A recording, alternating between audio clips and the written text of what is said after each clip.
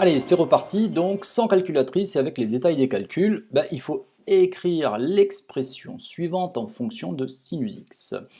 Ok, alors le cosinus de pi sur 2 plus x. Alors je regarde, toujours pareil, je place x, d'accord, et je vais chercher pi sur 2 plus x. Donc je fais un demi-tour, je vais tomber grosso modo par là, d'accord. D'accord, je me rappelle de la formule qui dit que c'est opposé. Donc, hop, terminé. Ici, je sais que j'ai moins sinus de x. Moins sinus de moins x, ça vaut sinus x. On obtient finalement de cette formule-là, d'accord, que tout ça, donc, ça vaut ça, équivaut par conséquent sinus x, d'accord, puisque ça et ça va s'éliminer. On obtient sinus x, donc de cette grosse formule-là, finalement, ça fait sinus de x. On nous demande ensuite de calculer cos pi sur 12 plus 2 cos de 13 pi sur 12 plus cosinus de moins pi sur 12. Donc, on connaît cosinus de pi sur 2, pi sur 3, pi sur 6, d'accord, mais par contre pour pi sur 12, alors là, maintenant ce que je fais, voilà, je vois que 13 pi sur 12 là, c'est quoi le lien entre 13 pi sur 12 et pi sur 12? Alors, entre pi sur 12 et moins pi sur 12, je le vois le lien, mais entre 13 pi sur 12 et pi sur 12, voilà, pour voir, il faut essayer de voir le lien. Alors le lien, là il faut faire appel à tes connaissances mathématiques sur les fractions. 13 pi sur 12, qu'est-ce que c'est par rapport à pi sur 12? On regarde, c'est aussi 12 pi sur 12 plus pi sur 12. Ok? Ok. Donc ça nous fait du pi plus pi sur 12. Ça peut être intéressant. Ok? Ça peut être très très intéressant. Pourquoi? Parce que le cosinus en fait de pi plus x, ça vaut moins cos x. Ok?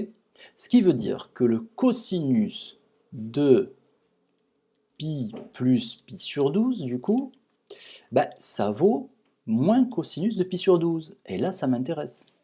Et là, ça m'intéresse. Pourquoi? Parce que cos de pi sur 12, ça, je laisse tel quel. 2 fois cos de 13 pi sur 12, du coup, ça va faire moins 2 fois cos de pi sur 12. Et le cosinus de moins pi sur 12, donc le cosinus de moins pi sur 12, c'est égal à cosinus de pi sur 12. Pourquoi? Parce que cos x égale cos de moins x. Bon.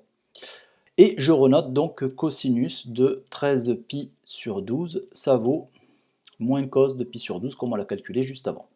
Ok?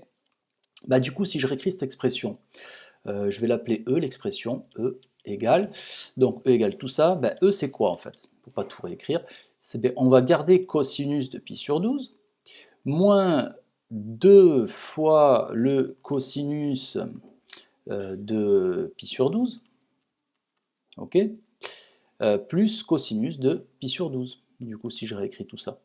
D'accord, je répète, cosinus de 13 pi sur 12, ça vaut moins cosinus de pi sur 12, donc là je ne fais que doubler, je multiplie par 2, ça me donne moins 2 cos pi sur 12, et le cosinus de moins pi sur 12, c'est le cosinus de pi sur 12. Et bien tout ça, hop, ça fait 0.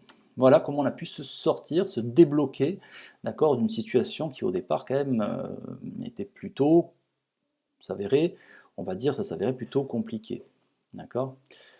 Voilà, allez, exercice suivant.